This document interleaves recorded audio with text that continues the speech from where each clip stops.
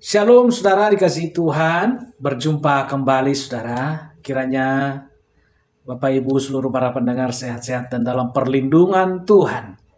Tubuh yang bangkit, bukti, kuasa, dan harapan. Saudara, kita baca kebenaran firman Tuhan dalam Lukas 24 ayat 39. Lihatlah tanganku dan kakiku, aku sendiri ini.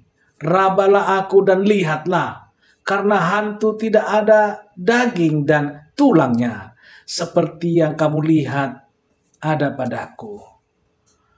Salah satu yang paling menarik dari kebangkitan Yesus adalah bagaimana rupa tubuhnya setelah bangkit. Apakah dia seperti roh yang melayang-layang, atau tubuh yang sama seperti sebelum kematian? Pertanyaan ini bukan sekedar teologis, saudara, tapi juga sangat penting bagi iman kita. Menurut Injil, tubuh Yesus setelah kebangkitan masih memiliki jejak luka salib. Ia berkata pada Thomas, "Taruhlah jarimu di sini, dan lihatlah tanganku, ulurkanlah tanganmu, dan taruhlah ke dalam tubuhku." Dalam Yohanes 20 ayat 27, luka itu tidak hilang. Artinya tubuh kebangkitannya bukan tubuh baru dari nol, saudara. Tapi tubuh yang diubah. Yang menang atas kematian, tapi masih terhubung dengan sejarah penderitaannya. Yesus bisa makan bersama murid-muridnya. Setelah kebangkitan dalam Lukas 24 ayat 42 sampai 43, ini menunjukkan bahwa tubuhnya bukan roh halus, melainkan nyata dan bisa berinteraksi dalam dunia fisik. Namun, tubuh itu juga memiliki kemampuan melampaui ruang dan waktu. Ia bisa muncul tiba-tiba di ruangan tertutup, seperti yang tertulis dalam Yohanes 20 ayat 19. Dan menghilang seketika. Lukas 24 ayat 31. Tubuhnya tidak dibatasi oleh hukum fisika biasa, saudara. Dalam sejarah gereja mula-mula, tubuh Yesus yang bangkit menjadi bukti utama kebangkitan secara harafiah. Bukan simbolik, saudara. Nah, para rasul percaya bahwa kebangkitan itu sungguh terjadi secara fisik. Karena mereka telah melihat dan menyentuhnya. Itu sebabnya mereka rela mati demi Injil. Bukan karena mereka mengikuti ide, tapi karena mereka bertemu pribadi yang bangkit. Nah, saudaraku dikasihi Tuhan, tubuh Yesus setelah bangkit juga menjadi model bagi tubuh kebangkitan kita kelak.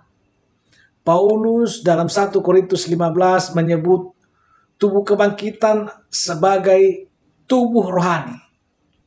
Bukan tubuh roh saja, saudara.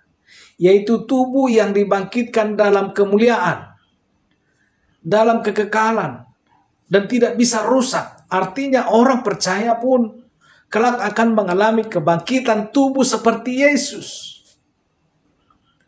Saudaraku, makna rohaninya dalam hidup kita hari ini besar sekali, saudara. Tubuh yang bangkit menunjukkan bahwa Allah tidak meninggalkan ciptaannya, termasuk tubuh manusia. Allah menebus seluruh keberadaan kita, roh, jiwa, dan tubuh.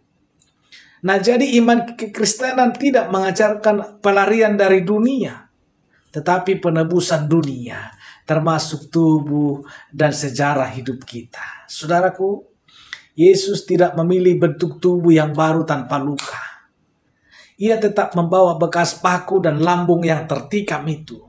Ini adalah pesan kasih yang kuat bahwa luka kita pun bisa ditebus, bahwa penderitaan masa lalu kita ketika dibawa kepada Tuhan bukan untuk disembunyikan, tetapi menjadi saksi kuasa kasih-Nya. Nah, tubuh kebangkitan Yesus juga adalah pengingat bahwa iman kita bukan hanya soal masuk surga, tapi soal hidup dalam kuasa kebangkitan sekarang ini. Artinya, kita bisa mengalami kemenangan atas dosa, atas ketakutan dan atas kelemahan. Karena kita ikut ambil bagian dalam kehidupannya yang baru.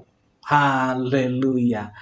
Jadi ketika kita merayakan Paskah atau membaca kisah penampakan Yesus, mari kita sadari saudara, ia bukan hanya bangkit secara rohani. Ia sungguh hidup, ia sungguh hadir dan tetap bekerja sampai sekarang.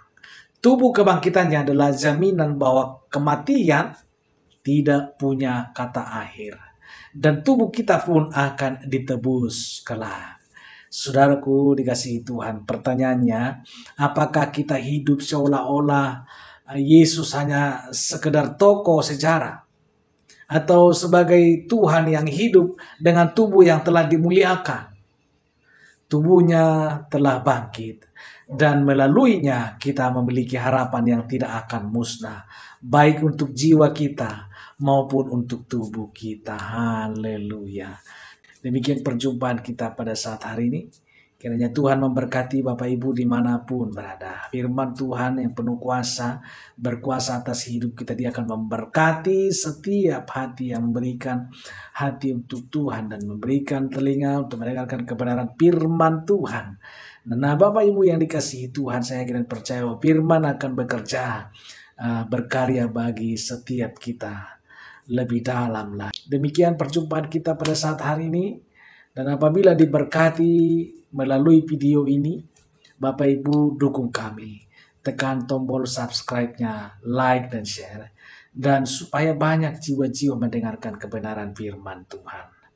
Dan demikian perjumpaan kita hari ini. Tuhan Yesus memberkati. Haleluya. Amin.